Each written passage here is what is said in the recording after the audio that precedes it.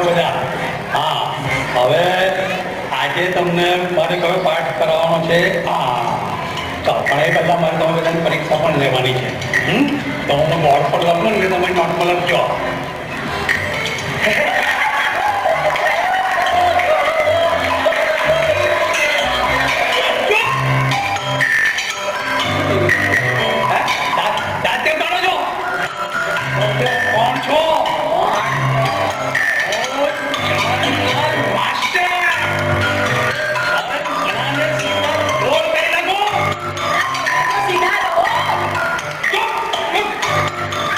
જો કાલે મેં બસ હોમવર્ક આપેલો, ઘરેથી હોમવર્ક કરેલા આવ્યા છો? તો કોણ નથી કરેલા આવ્યો? કેમ નથી કરેલા આવ્યો? મને એમ કે તે હોમવર્ક કેમ નથી કર્યો? સર, લાઈટ નહોતી. હે? લાઈટ નહોતી? તો ગધેડા મીણબત્તી સળગાવી હતી ને? સર, માચીસ નહોતી. હે? માચીસ કેમ નહોતી? ઘરના મંદિરમાં રાખી હતી. અરે ઘરના મંદિરમાંથી માચીસ લઈ લેવી જોઈએ કે નહીં? સર, નાહવાનું બાકી હતું. અરે ગધેડો, નાહવાનું બાકી હતું, નાહ્યો કેમ નહોતો? સર, પાણી જ નહોતું. અરે પાણી કેમ નહોતું? સર, મોટર નહોતી ચાલતી. અરે મોટર કેમ નહોતી ચાલતી? લાઈટ સર, કેટલી વાર કહું, લાઈટ નહોતી, લાઈટ નહોતી. તો ભૈયા હવે તદ્દન નારાયણ વાત કરીએ. હવે આજે મારે તમારે બધાની પરીક્ષા લેવાની છે. ઇન્ટરનલ માર્ક મને આપવાના છે, એટલું સમજી લેજો. તો હું જેને સવાલ પૂછું ને એને મને સાચા સાચા જવાબ આપવાના છે. મારે પહેલો સવાલ પૂછવો. ધ્રુવેશ, અહીં આવો. જો દીકરા, હું તને સહેલો સવાલ પૂછું છું. એક બાજુ પૈસા, તમે બરાબર સાંભળો. એક બાજુ પૈસા અને બીજી બાજુ પગાર. એ બે વસ્તુ મૂકેલી હોય, એક બાજુ પૈસા, બીજી બાજુ મગર, તો તું મને કે એ મને તું શું પસંદ કરે? સર, હું પૈસાને પસંદ કરીશ. તું પૈસાને પસંદ કરીશ? ગધેડા, તારી જગ્યા હું હોઉં ને તો હું મગજ પસંદ કરું. મગજ. સાચું સર, સાચું. પણ જેની પાસે જે ઓછું હોય તે જ લે ને.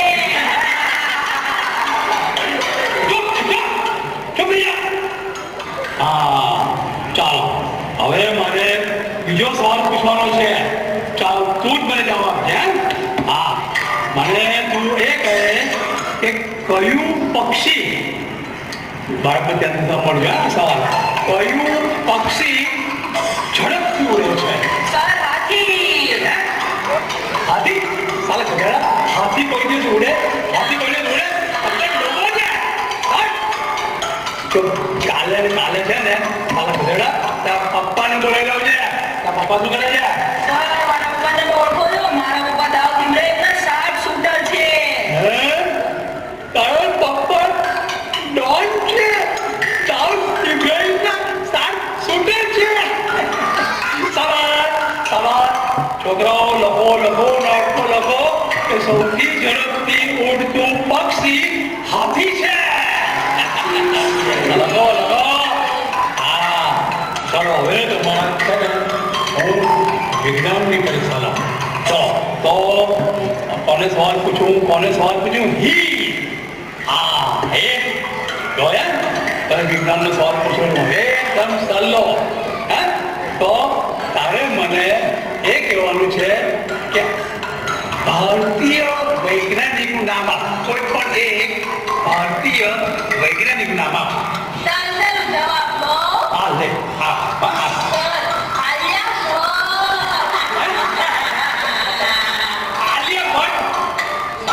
આલિયા ભટ્ટ એ તો ફિલ્મની હિરોઈન છે, વૈજ્ઞાનિક નથી. તદ્દન નાલાયક છોકરો છે. આ તો બાળપતિ તોતરો છે. આનો મતલબ છે આર્યભટ્ટ. બોલને હું તોતરો છું. હવે છે ને આર્યભટ્ટ 100 વાર લખીને આવજે. હવે મારે કોને સવાલ પૂછવાનો છે? હવે આવું ધ્યાનને પૂછીએ. ધ્યાન. તું મને છે ને બહુ ધ્યાનથી જવાબ આપજે. હું તને છે ને ઇતિહાસનો સવાલ પૂછું છું, સમાજ વિજ્ઞાન. તો તું મને એ બતાવ કે 1869 પકડો, ધ્યાનથી આ સાલ સાંભળજો. 1869 કયો બનાવ બનેલો? સર 1869 મહાત્મા ગાંધીનો જન્મ થયેલો. વાહ, વાહ, વાહ, શાબાશ, શાબાશ.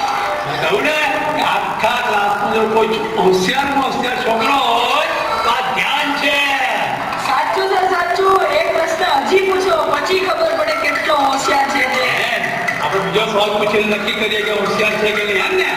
હા, તો ધ્યાન જો.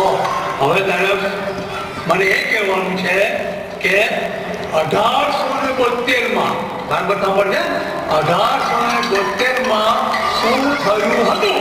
1872 સર 1872 મહાત્મા ગાંધી 3 વર્ષના થયા હતા. ચૂપ, ચૂપ, ચૂપ. શું ગાંધીજી 3 વર્ષના થયા હતા? તદ્દન નાયક છોકરો છે. ડોબો છે, ડોબો. અને કોણે કહ્યું? મારી ભૂલ થઈ ગઈ. બધા એમ કે તું હોશિયાર છે આખા ક્લાસમાં. હા, હવે જો છોકરો બરાબર મારી વાત ધ્યાનથી સાંભળજો. જો જે છોકરાઓ પોતાની વાત બરાબર સાંભળજો, પોતાની વાત બીજાને સમજાવી ન શકે તે ગધેડા હોય. હા, બોલ ભાઈ, શું બોલ? તમે જે બોલ્યા એ મને ખબર ના પડી. એટલે સર પતી ગયા.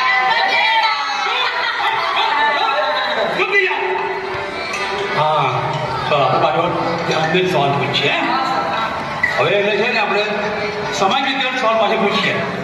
ધ્યાન, એકદમ ધ્યાનથી જવાબ છે. તારે મને એ કહેવાનું છે કે રણમાં મળતું એક પ્રાણીનું નામ આપવાનું છે. રણમાં, સૂકા રણમાં મળતું એક પ્રાણીનું નામ. એકદમ સારો સવાલ છે, બોલ. સર રણમાં મળતું એક પ્રાણી ઊંટ. સવાસ, સવાસ, સવાસ. આ તો પાછો હોશિયાર થઈ ગયો.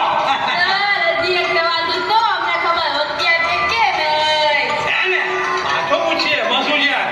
ચાલ ધ્યાન.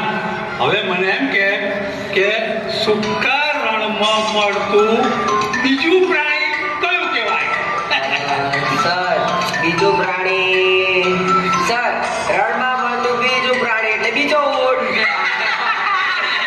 ચૂપ, ચૂપ, ચૂપ. બીજું બીજા પ્રાણી નામનું કયું હતું? જલ્દી. હાલો તદ્દન કોણે કહું કે આ હોશિયાર છે? ડોબો છે, ડોબો. હા.